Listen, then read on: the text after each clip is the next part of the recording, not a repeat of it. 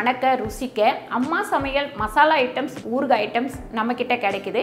நீங்க கீழே வந்து நம்பர் கொடுக்குறேன், நம்பர்ல கான்டாக்ட் பண்ணுங்க. வணக்கம், நான் உங்கள் அம்மா சமையல் மீனாட்சி. இன்னைக்கு சூப்பரான நேந்திரம் பழம் வச்சு ஒரு பணியாரம் தான் பண்ண போகிறோம். காலையில் பிரேக்ஃபாஸ்ட்டாகவும் நீங்கள் வந்து சாப்பிட்டுக்கலாம், இல்லை சாயங்காலம் ஸ்நாக்ஸாகவும் சாப்பிட்டுக்கலாம்.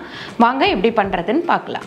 நல்ல இந்த மாதிரி பழுத்த பழமாக எடுத்துக்கோங்க, அதுதான் கொஞ்சம் நல்ல டேஸ்ட் கிடைக்கும் உங்களுக்கு.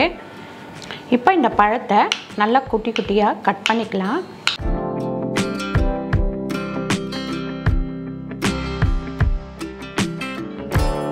இந்த மாதிரி நல்லா கட் பண்ணிக்கோங்க. இப்போ நம்ம 1 ஸ்பூன் அளவுக்கு கடாயில் நெய் போட்டுக்கலாம். இப்போ இதில் சில்லியாக கட் பண்ணி வச்சுருக்கோம் சின்ன சின்ன பீஸாக தேங்காய் வந்து சேர்த்துக்கலாம். மீடியமான ஒரு பத்தை தான். அதுக்கப்புறம் இந்த நேந்திரம் பழம் கட் பண்ணி வச்சுருக்கோம் இல்லைங்களா, அதையும் இதில் சேர்த்துக்கலாம்.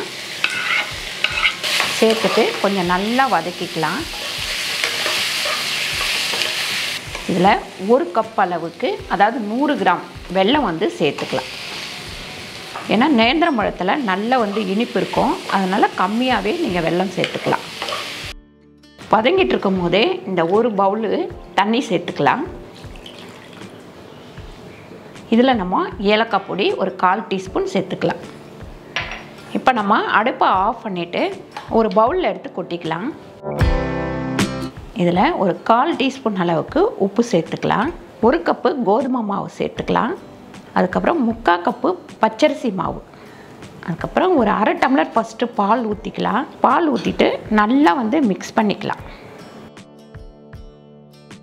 இப்போ மீதி பாலை ஊற்றிக்கலாம். கரெக்டாக 1 டம்ளர் பால் தேவைப்படும் இதுக்கு. பால் பத்தலைன்னா கொஞ்சமாக தண்ணி விட்டுக்கலாம்.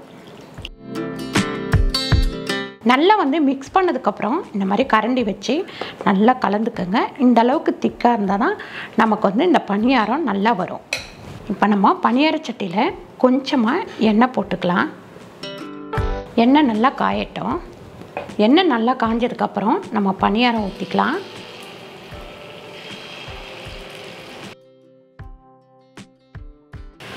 இப்போ மேலே மூடி வச்சுருவோம். மூடி வச்சுட்டு சிம்மில் வச்சிடலாம். இப்போ நம்ம ஓப்பன் பண்ணி திருப்பி போட்டுக்கலாம்.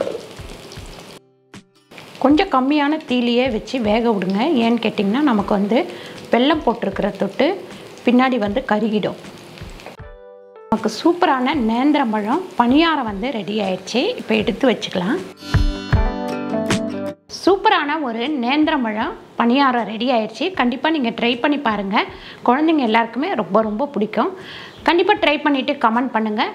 இந்த வீடியோ உங்களுக்கு பிடிச்சிருந்தால் லைக் பண்ணுங்கள், ஷேர் பண்ணுங்கள், சப்ஸ்கிரைப் பண்ணுங்கள், ஃபேஸ்புக்கில் ஷேர் பண்ணுங்கள், மறக்காமல் கமெண்ட் பண்ணுங்கள். நன்றி, வணக்கம்.